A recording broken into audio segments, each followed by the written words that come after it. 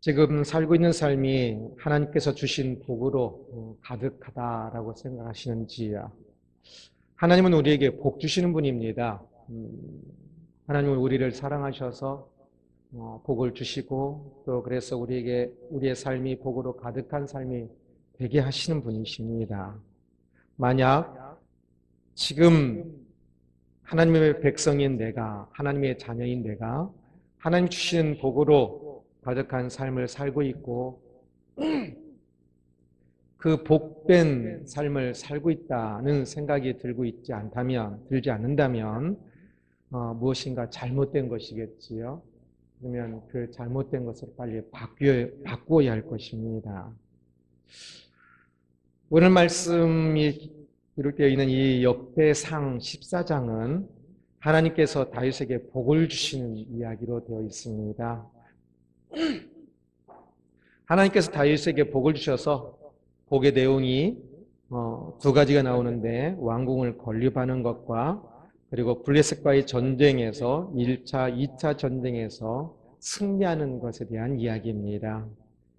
다윗이 새로 왕이 되었는데 왕이 되자마자 왕이 되어서 하나님께서 다윗에게 복을 주시는데 내적으로는 그 이스라엘에서 왕권이 든든히 세워지고 그래서 왕궁을 또 건축하는 것이고요. 그리고 외적으로는 블레셋과의 전쟁에서 승리함으로 국제적으로 명성을 더욱더 얻게 하는 복을 주신다는 것입니다. 어쩌면 지극히 평범한 이야기이기도 하는데요. 하나님 믿는 사람이 백성이 당연히 복을 받아야겠지요. 그런데 그 위치가 조금 특이합니다. 앞부분인 13장은 다윗이 언약궤를 옮기는 이야기가 나오는데요. 기럇 여아림이라는 그 마을이 있던 것을 예루살렘으로 옮기는 일을 합니다. 그런데 그 의도와 열정은 좋았는데 그 방식이, 과정이 잘못되어서 결국은 실패하는 것으로 13장이 되어 있습니다. 그런데 이 언약궤를 옮긴 것과 블레셋과의 전쟁을 한 이 이야기는 사실 블레셋과의 전쟁을 한 이야기가 먼저입니다. 그리고 언약궤를 옮기는 것이 나중이어야 하는데 사무엘 하에는 그렇게 기록되어 있습니다.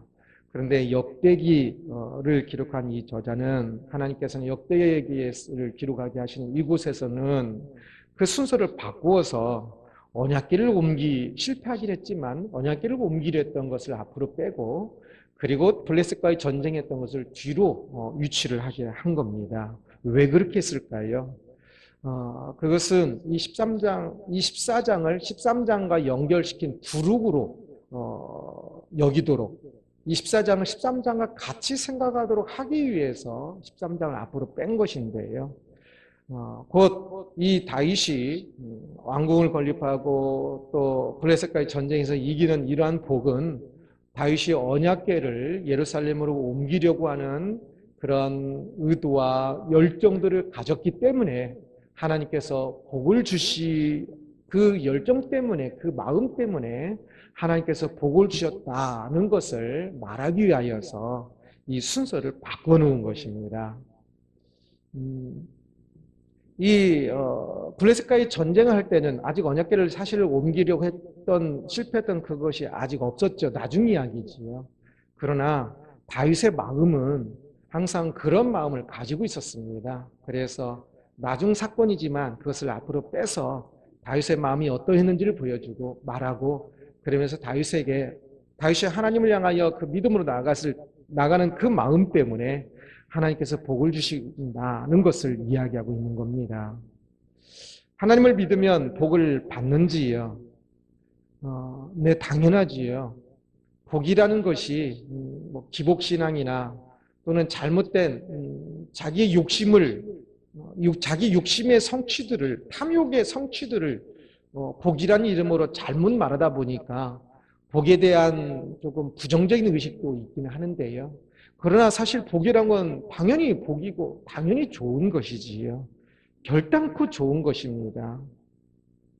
오늘 본문에서도 다윗이 복을 받고 있는 것을 이야기합니다. 하나님의 언약궤를 하나님에 대한 믿음의 마음으로 언약궤를 옮기려고 했던 그 마음을 하나님께서 기뻐하시는 나는 것을 이야기하면서 그러한 다윗의 마음들이 다윗이 복을 받는 근원이 된다는 것을 이야기하고 있는 것입니다. 다윗이 왕궁을 멋들어지게 건축하고 블레셋과의 전쟁에서 멋들어지게 승리하는 이야기를 보면서 어쩌면 우리는 우리 자신의 모습과는 조금 다르다고 조금 생각할지 모르겠습니다. 다윗은 이렇게 복을 받고 있는데 나는 뭔가 라는 생각을 가질지 모르겠습니다. 그러나 이 복에 대해서 조금 우리가 잘 생각해 볼 필요는 있습니다. 누군가 저에게 목사님은 하나님의 복을 많이 받고 있습니까? 라고 묻는다면 저는 뭐라고 대답할까요? 보시다시피 외적으로는 뭐 거의 별 볼 일 없지만요.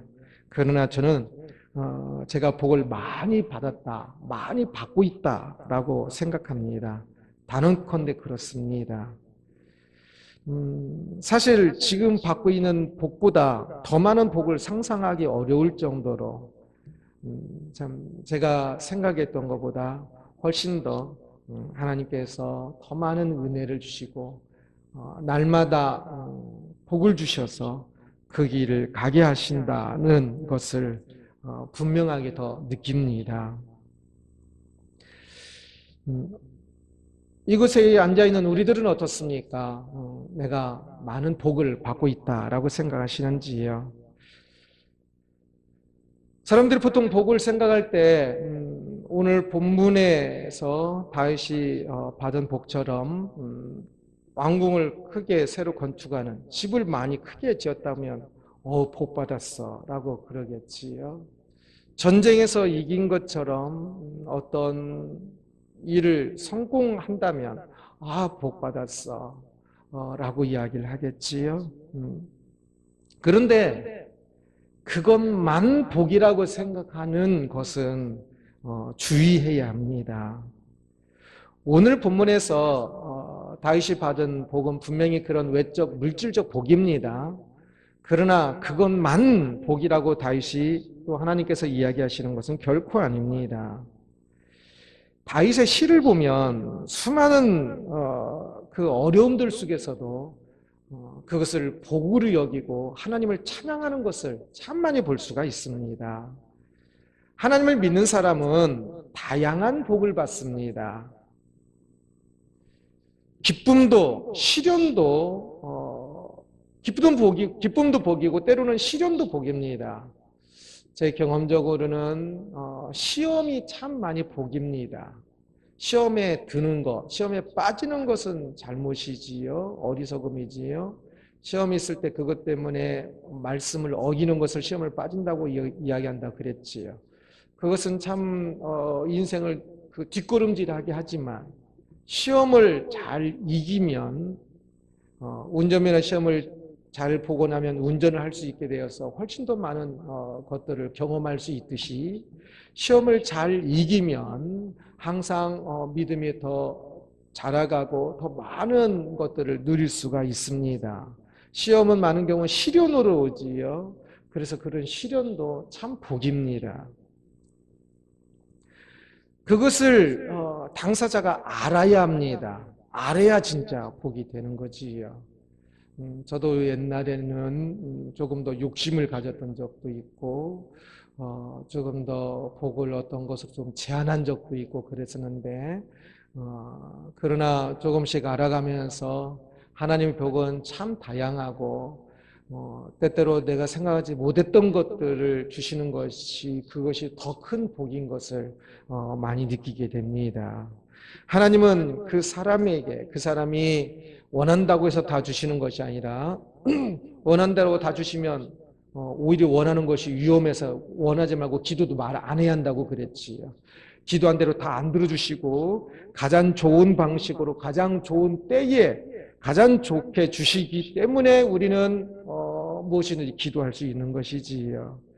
모든 신앙인은 그래서 지금 자신이 복을 받고 있음을 알아야 합니다. 그것이 매우 중요한데요. 하나님께서는 그 자녀를 사랑하셔서 복을 주십니다. 그런데 하나님께는 지금 나에게 복을 주신다는 것을 모른다면 하나님 나를 사랑한다는 것을 모르는 것이니까 그러면 내가 사랑받고 있는 것을 모르면 내가 사랑하는 것도 제대로 못하게 되거든요. 그래서 하나님께서 나에게 복을 주시는 것을 더 알아야 하고 하나님께 더 복을 주시는 그 길을 가야 하는 것입니다. 그런데 아무리 생각해도 내가 하나님께 복을 받은 것이 없는 것 같다면 그러면 길이 잘못되어 있을 수가 있겠지요. 그러면 길을 찾도록 기도를 해야 하는 것입니다.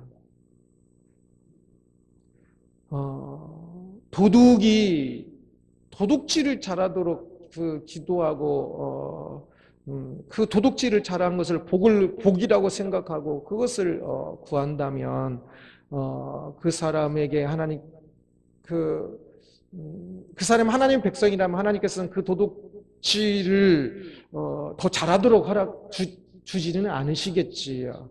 그러면 그 도둑질이 더 안 됐으니까 나는 복 못 받은 사람이야, 복 못 받은 사람이야 그럴 것이 아니라 도둑질이 아닌 선한 길을 찾아야 하는 것처럼 꼭 도둑질만이 나쁜 것이 아닙니다. 하나님의 뜻이 아닌 것 속에서 다른 길, 잘못된 길을 가고 있는 것들이 전부 때론 도둑질보다 더 나쁜 길이기도 합니다. 그래서 더 나쁜 길에서 이 길을 잘 가도록 내가 생각하는 그대로 잘 가도록 복을 달라고 할 것이 아니라 그렇게 복을 달라고 하니까 결국은 잘 안 가지니까 나는 지지리도 복이 없어 라고 생각을 하는 것이지요. 그러면 빨리 길을 바꿔야겠지요. 하나님께서 나에게 가라고 하시는 그 길이 무엇이고 내가 가고 있는 소명의 길이 무엇인지 아무리 좋은 길이라 할지라도 내 소명이 아닌 곳에서 막 그것을 달라고 하고 하는 것은 어리석은 것이겠지요. 소명이 아니니까 하나님께서 안 주시는데 그러면 하나님께서 나에게 복을 안 주신다고 한탄하고 있는 것도 어리석은 거겠지요. 나에게 사명이 있고 소명이 있어서 그 길을 갈 때 그것이 크든 작든 때로는 작은 일이면 사람들이 전부 그것은 자기 소명 꼭 마치 큰 곳에만 있는 것처럼 생각하는데 그래서 작은 길이면 복을 또 안 받는다고 생각하는데 그게 아니지요. 그래서 참 이 길을 찾는 게 매우 중요합니다. 내가 가야 할 길, 나의 소명의 길. 그래서 작은 길이라도 좁은 길이어도 그것이 나의 소명인 줄 알면 그러면 그곳에서 이렇게 길을 다시 살펴보면 하나님께서 그 속에서 나와 함께 하시는 것을, 나를 인도하시는 것을, 나에게 복 주시는 것을, 참 한량없이 복 주시는 것을 그곳에서 발견할 수 있을 것입니다. 하나님은 모든 신앙인에게 복을 주시는 분이십니다. 기꺼이 주시는 분이십니다. 아까워하시고 때로는 능력이 없어서 좀 나중에 줄게 그거 아니고 사실 부모님들이 자식 안 줄 때는 능력이 없어서 안 줄 때가 많아요. 그러나 하나님께서 우리들에게 무엇을 안 주실 때는 능력 없어서 안 주시는 경우는 없지요. 기꺼이 주시는 분이십니다. 그래서 많은 경우는 이미 많은 복을 받고 있기도 하지요. 하나님 백성으로서 그 길을 가고 있다면 하나님께서 그렇게 기꺼이 주시고자 하시는 복을 받지 못하고 있으면 그것은 진짜 어리석은 것입니다. 하나님께서 복을 주시려고 하는데 그 복을 못 받거나 하나님께서 복을 주시고 계시는데 복이 아닌가비 하고 그냥 슬퍼하고 절망해 있거나 그러면 그것은 진짜 어리석은 것이겠지요. 하나님이 기꺼이 주시는 그 복 이미 주셨기도 했고 또 앞으로 주시고 싶어 하시는 그 복을 우리가 믿는 사람이니까 하나님의 자녀니까 그 복을 참 가득히 받는 사람이 되어야 할 것입니다. 참 하루하루 사는 그 순간순간들이 참으로 하나님께서 나를 사랑하셔서 나에게 수많은 복을 주시고 나의 하루하루가 주님이 주시는 복으로 가득함을 고백하며 기뻐하며 감사하는 삶이 되기를 주님의 이름으로 축원합니다. 다윗이 왕이 되었다는 소식을 들은 블레셋이 이스라엘을 공격하였는데요. 그러자 마땅히 당연히 다윗도 이제 응전하러 나섰겠지요. 강한 적군을 블레셋이 지금 다윗이 왕이 되었을 때 블레셋이 이스라엘보다 더 강했습니다. 그러니까 강한 적군을 앞에 두고 이제 다윗은 하나님께 기도하였겠지요. 10절을 보면 같이 한번 읽어보겠습니다. 다윗이 하나님께 물어 이르되 내가 블레셋 사람들을 치러 올라가리까? 주께서 그들을 내 손에 넘기시겠나이까? 하니 여호와께서 그에게 이르시되 올라가라. 내가 그들을 내 손에 넘기리라 하신지라. 아멘. 다윗이 하나님께 물었다라고 이야기합니다. 그러자 하나님께서 그에게 이르시되 대답했다라고 말씀하십니다. 이렇게 다윗이 하나님께 질문하고 하나님께서 다윗에게 대답하시는 이것은, 질문과 응답이라는 이 형식은 다윗의 이야기 전체에서, 역대기에서 나오는 다윗의 이야기 전체에서 계속적으로 반복되는 패턴입니다. 다윗은 모든 일에 대해서 하나님께 질문하였고요, 하나님은 모든 일에 대해서 다윗에게 응답하시면서 다윗이 가야 할 그 길을 가르쳐 주셨고, 그래서 다윗은 복된 길을 갑니다. 그래서 이 오늘 본문에서도 블레셋과의 전쟁에서 이겼는데 그 물을 깨뜨림 같이 이겼다고 이야기합니다. 이것은 두 가지의 해석이 가능합니다. 아주 큰 뚝에 있는 모여 있는 물을 꽝 깨뜨리면 물이 한순간에 싹 흩어져 버리죠. 그것처럼 블레셋의 많은 블레셋 군인들을 한 번에 그냥 엄청 많았는데 못 이길 것 같았는데 그냥 한 번에 딱 깨뜨려서 이겼다라는 의미로 해석할 수도 있고요. 아니면 이스라엘은 이 폭우가 내릴 때 그 엄청난 비가 내릴 때 강이 아니던 곳이 강으로 생겨서 그냥 물이 그냥 쏟아져 내려옵니다. 한꺼번에 몰려서 계곡으로. 그래서 막 그 밑으로 상상을 초월할 정도로 이렇게 동영상을 봤더니 그 물이 내려오는 것이요, 진짜 놀랍더군요. 그런 식으로 전혀 생각지도 못했는데 하나님께서 그 물의 거센 그 파도와 같이 상대 적군을 물리치셨다라고 해석을 해도 됩니다. 여하튼 하나님께서 응답하심으로 더 강한 블레셋 군대 있는데 그 강한 블레셋 군대를 한꺼번에 순식간에 이겼다라고 말씀하고 있습니다. 그 모든 것은 지금 다윗이 하나님께 물었고 하나님께서 응답하심으로 다윗과의 전쟁에서 이긴 것입니다. 하나님께서 주시는 복을 다윗이 받았는데 이렇게 이러한 복을 받기 위해서는 하나님께 질문하는 사람이 되어야 한다는 것을 여기서 볼 수가 있습니다.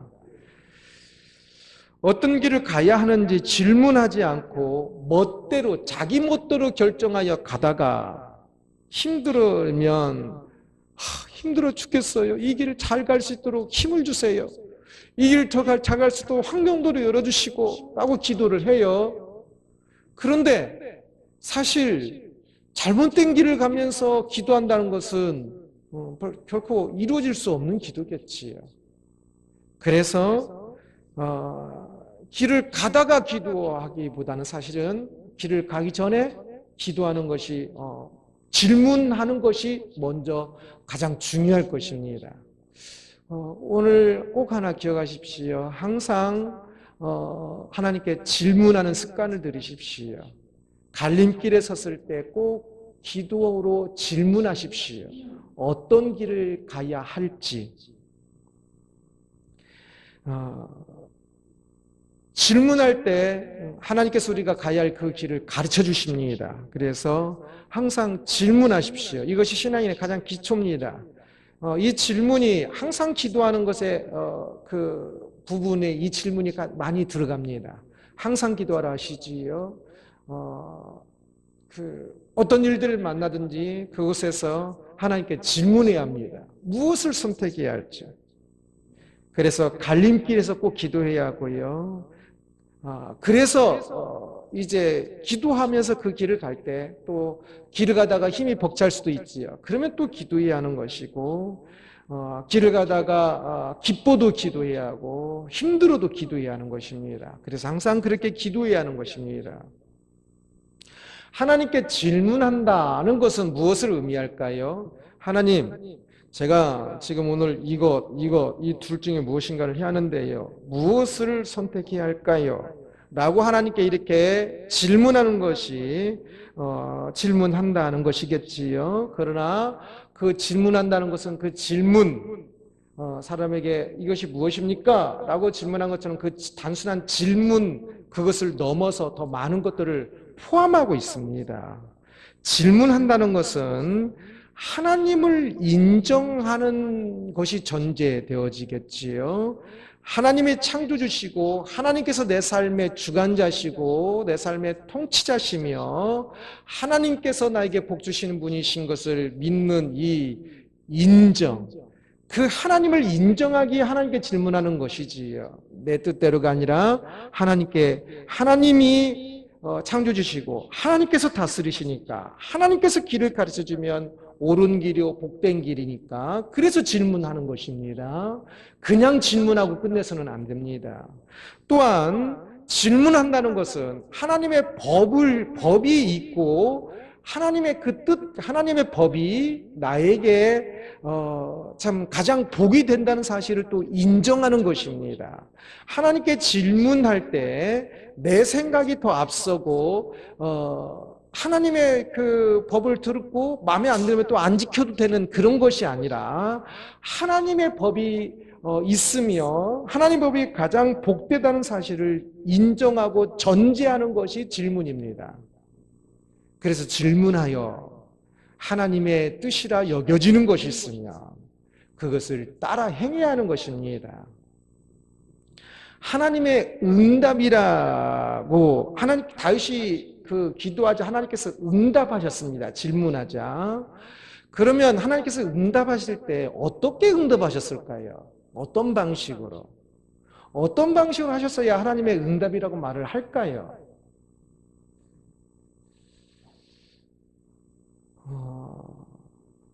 사람들 사이의 대화에서 제가 질문을 하면 대답을 하시겠지요.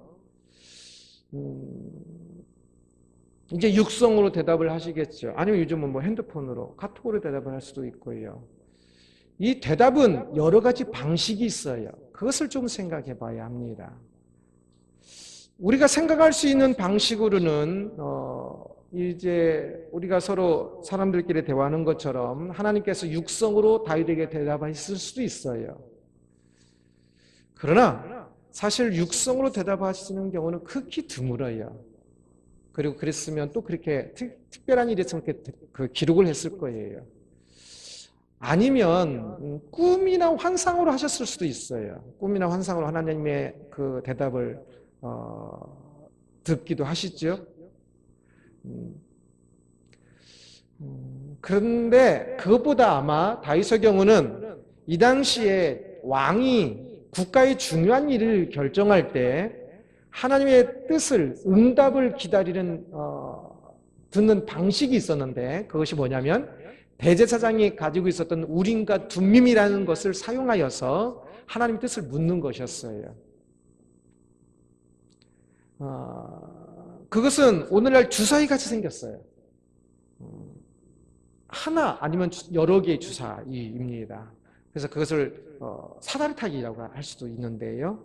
제비뽑기와 같아요. 가야 합니까? 안 가야 합니까? 그래서 결정을 하는 거예요. 아니면 또 다른 선택사항들, 주사위를 던져서 가야 할지, 예스인지 노인지 결정하고 또 그 다음에 또 나가고 해서 결정을 하는 겁니다. 아니면 생각일 수 있어요. 사람들이 하나님께서 이렇게 말씀하셨어요 라고 이야기하는 사람들 말을 많이 들어보셨죠? 하나님께서 이렇게 이야기하셨어요. 그 이야기 하셨다고 하는 거는 대부분이 생각입니다. 하나님께서 그렇게 이야기하시는 것으로 느끼는 거지요. 기도하면서 또는 하나님 주시는 마음으로. 다윗의 경우 지금 이 경우는 블레셋의 저와의 전쟁에서 지금 싸워야 합니까? 말이 합니까? 라고 이 질문은 아마 우림과 둠밈을 사용해서 물었을 것입니다. 오늘날 우리도 하나님께 질문하고 대답을 들어야 합니다. 하나님께서 응답하십니다. 그러면 오늘날 우리들이 하나님께 질문하고 응답을 듣는 것은 어떤 방식을 통해서일까요? 세상에는 하나님의 응답이 가득합니다. 하나님께서 우리에게 자신을 보여주시고 자신의 뜻을 보여주시고 응답하시는 것을 계시라고 이야기해요. 계시는 특별계시와 일반 계시가 있다고 했지요. 특별계시는 성경이고요. 일반 계시는 꿈과 환상, 책, 사람들과의 대화 또는 양심, 자연 이 모든 것들 전부 또한 일반 계시라고 이야기를 합니다. 우리는 그런 이 세상 모든 전체가 사실은 하나님의 계시로 가득해요. 하나님의 응답으로 가득해요. 그래서 사람들이 하나님의 응답 듣는 것을 굉장히 어려워하고 또 이상한 것만을 응답 듣는 것으로 생각하는 경향이 있는데 그러다 보니까 하나님과 교제를 못하고 대화를 못해요. 기도가 항상 나 혼자 하는 말 같아요. 그러나 다윗도요. 시편 1절 보면 여호와여 어찌하여 멀리 서시며 어찌하여 환난 때에 숨으시나이까. 이런 글씨기가 굉장히 많아요. 하나님께서 숨으셨다는 것은 하나님께서 이렇게 대답을 해주시질 않았다는 뜻이에요. 하나님의 뜻이 무엇인지 잘 모르겠다는 뜻이에요. 그러나 그러면서 다윗은 그때에 하나님의 뜻을 잘 모른다고 해서 멈추는 것이 아니라 계속적으로 기도해요. 그러면서 나중에는 때로는 모른 채로 끝나요. 그러나 그 속에서 다윗은 하나님께서 선하신 방법으로 인도하신 것을 믿기에 찬양하면서 그 시를 끝내요. 우리가 하나님께 질문하고 하나님께서 응답하시는 것을 이야기할 때 생각해 봐야 할 여러 가지 문제들이 있습니다. 첫째, 우리가 질문하면 하나님께서 바로 대답을 하셔야 하는 것이 아닙니다. 하나님도 인격이 있으시고요. 하나님도 생각이 있으시고요. 하나님이 말씀하시는 것이 아니니까 하나님의 자유지요. 안 그렇습니까? 우리가 기도도 내가 자유롭게 내 인격으로 내가 기도하고 싶을 때 기도하잖아요. 내가 말할 때 내가 하고 싶은 대로 말하는 것처럼 하나님께서 하시고 싶으신 방식과 하나님께서 하시고 싶을 때에 말씀하실 자유가 있으시지요. 그러니 내가 기도하면 하나님께서 마땅히 그냥 바로 말씀해 주셔야 하는 것처럼 생각하지 말아야 합니다.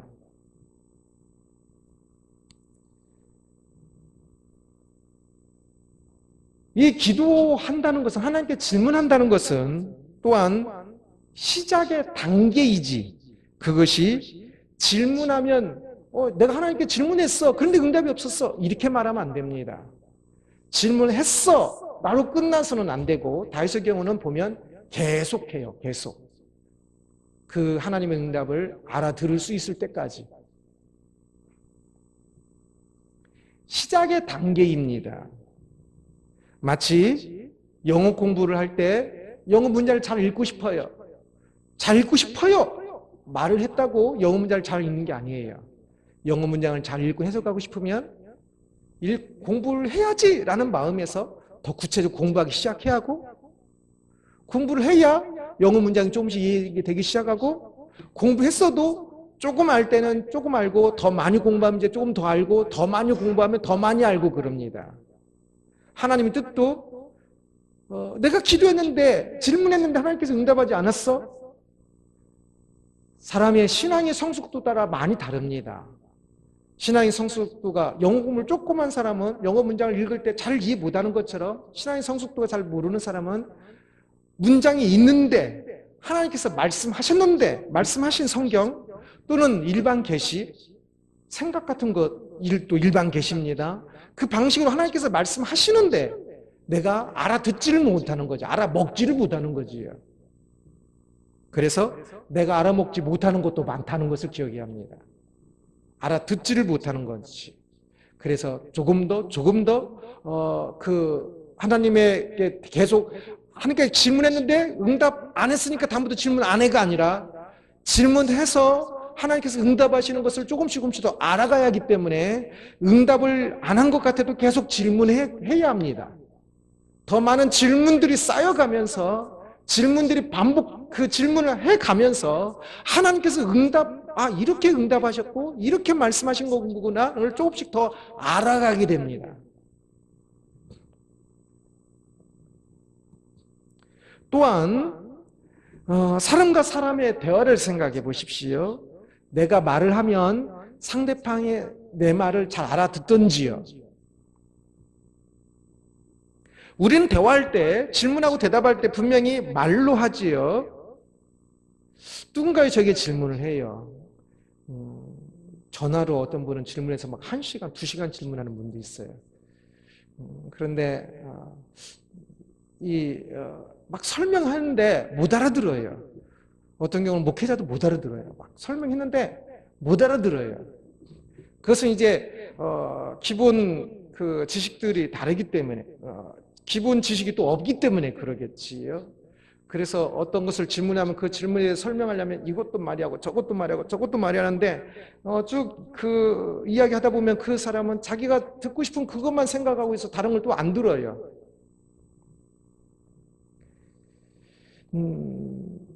그냥 단순한 대화 속에서도요. 이거 좋아? 아내가 남편에게 그 구두 2컬을 가지고 내가 오늘 이것이 더 어울려? 저것이 더 어울려라고 물어봤을 때 대부분의 남자들은 잘 모른다고 그러죠. 그 말 뜻을. 이 사람들이 말에 다 정치성이 깔려 있어요. 잘 못 알아듣게 여자들의 말은 못 알아듣겠어요. 그리고 또 사람들은 어떤 것을 말할 때 100%가 없어요. 예스를 말할 때도 60%가 예스고 40%는 노라고 이야기할 때 어떤 사람은요 60%가 예스고 노가 40%일 때 예스라고 대답하고요. 어떤 사람은 또 노라고 대답을 해요. 진짜 사람마다 달라요. 그래서 모를 때는 서로 다툼이 많을 수밖에 없어요. 말이 안 통하니까. 저는 사람의 응답, 사람의 대답보다 하나님의 대답을 알아듣는 것이 훨씬 더 쉽다고 생각합니다. 우리는 흔히 사람에게 질문하고 사람에게 대답 듣는 것이 훨씬 더 쉽고 많이 하고 있다고 생각하지만 사실은 신앙인은 하나님께 질문하고 하나님께 대답을 듣는 것이 더 쉽고 많은 사람 경우는 더 많이 하고 있기도 할 겁니다. 이것을 안 하고 있으면 안 됩니다. 사람의 뜻은 잘 모르는데 하나님의 뜻은 확실히 더 분명해요. 물론 저는 성경 한 구절을 알기 위해서 오늘도 설명도 안 했지만 한 단어를 알기 위해서 몇 시간씩 본 단어들이 많아요. 원어적 의미를 봐야 하고 그것이 발전을 봐야 하고 시대마다 어떻게 쓰였는지를 봐야 하고 신학자들은 뭐라고 대답했는지를 봐야 하고 그 단어가 다른 성경 구절을 위해서는 어떤 뜻으로 쓰였는지를 봐야 하고 그 단어 하나 보는데 어떨 때는 5시간 이상도 걸려요. 때때로 어려워요. 그러나 말씀을 이렇게 보면 그 말씀은 깨달으면 그 말씀은 변함이 없어요. 몇천 년 전이나 지금이나.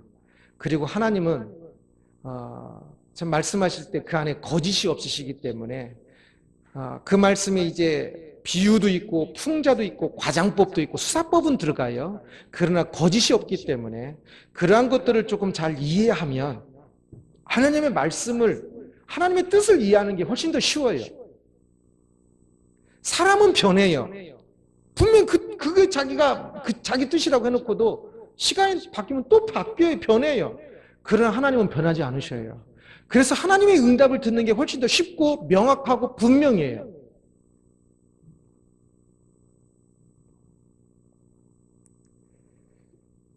외국인과의 대화를 생각해 보십시오. 언어가 다르다는 것 하나 때문에 질문과 대답이 잘 안 되지요. 나이가 좀 차이 나는 사람들과 대화해 보세요. 어떤 사람은 막 2-3살밖에 차이 안 나는데 세대 차이 난다고 또 이야기하더라고요. 하기야 뭐 쌍둥이도 세대 차이 난다고 하니까. 나이가 10살, 20살, 30살 차이 나면 이제 막 더 차이가 나겠지요. 그래서 때때로 이렇게 카톡이나 뭐 그런 말들은 얘네한테 제가 통역을 부탁할 때가 자주 있습니다. 이게 무슨 말이니?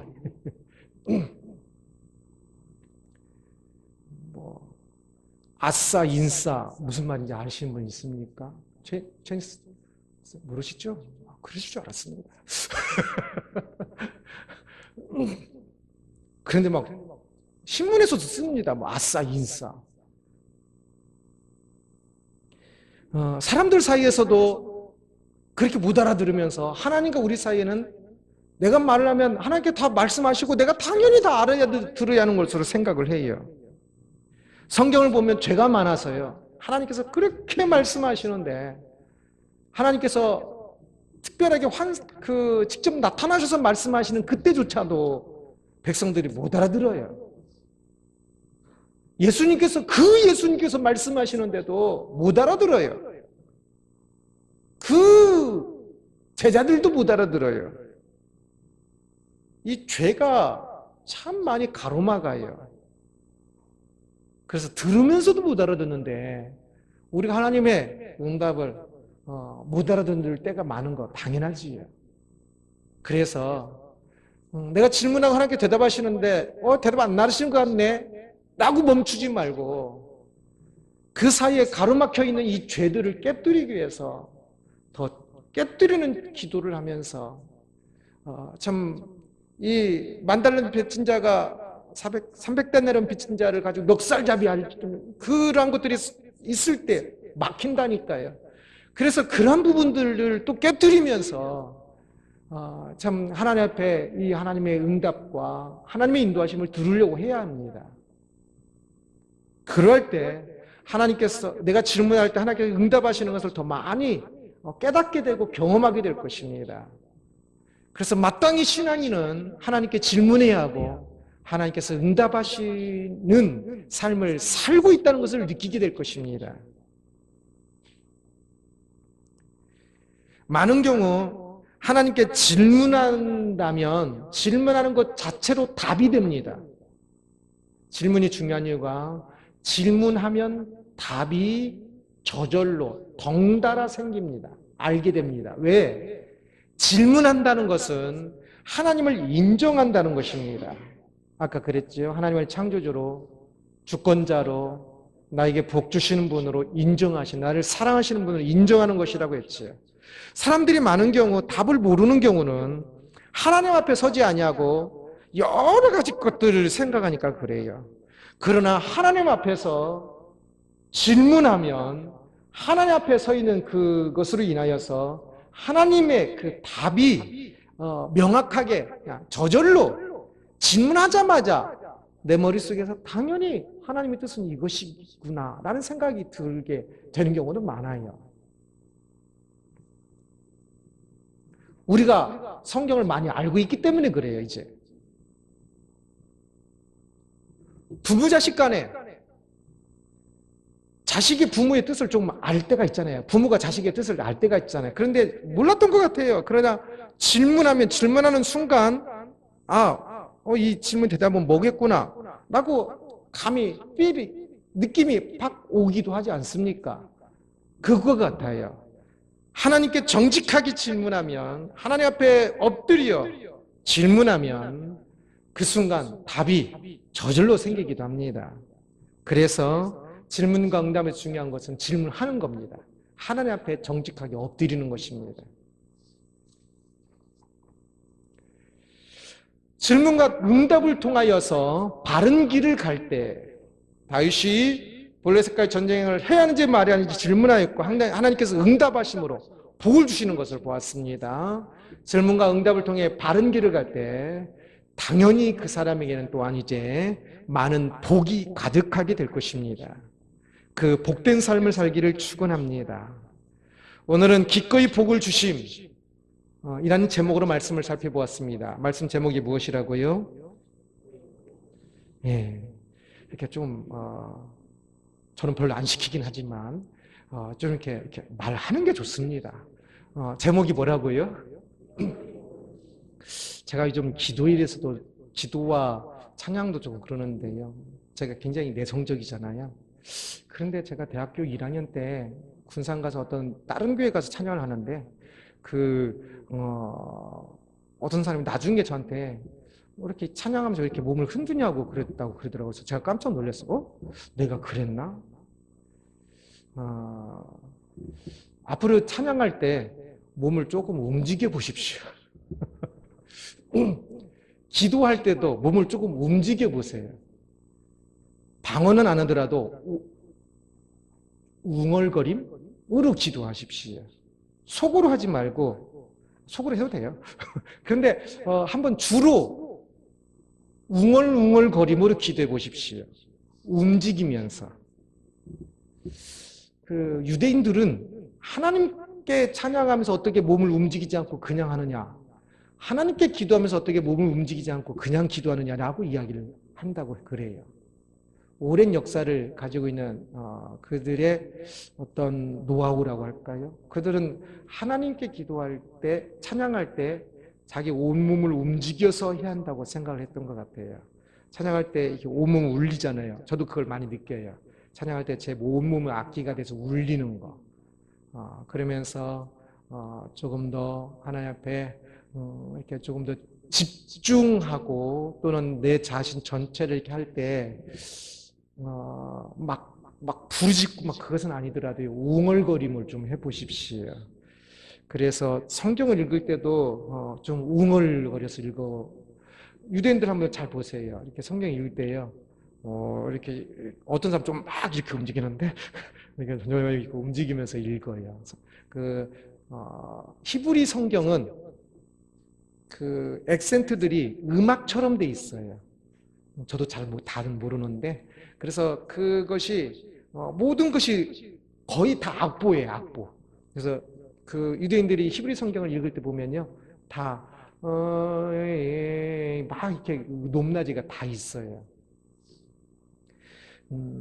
제목이 뭐라고요? 기꺼이 복을 주심입니다. 다윗이 하나님께 복을 받는 것을 보았습니다. 하나님은 자신의 백성에게 기꺼이 복을 주시는 분인 것을 보았습니다. 오늘 본문에서 말하는 그 물질적 외적인 복도 마찬가지고요. 그러나 복은 다양하다고 그랬지요. 많은 종류가 있다고 그랬지요.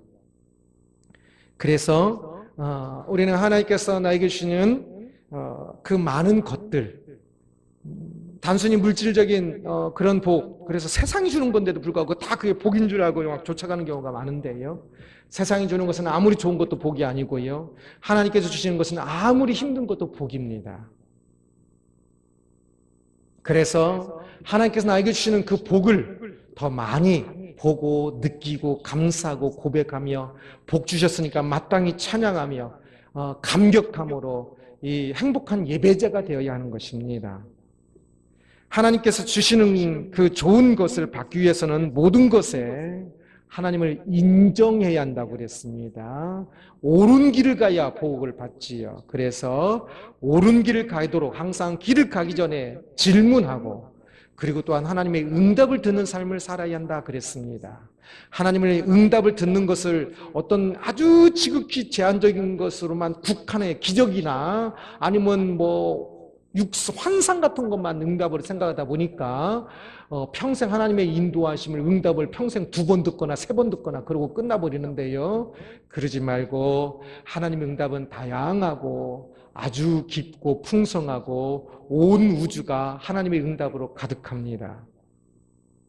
그 응답을 들으면서 바른 길을 가십시오. 질문하는 것 자체로 벌써 생각나는 것들이 하나님의 응답의 많은 중요한 부분이라 그랬습니다.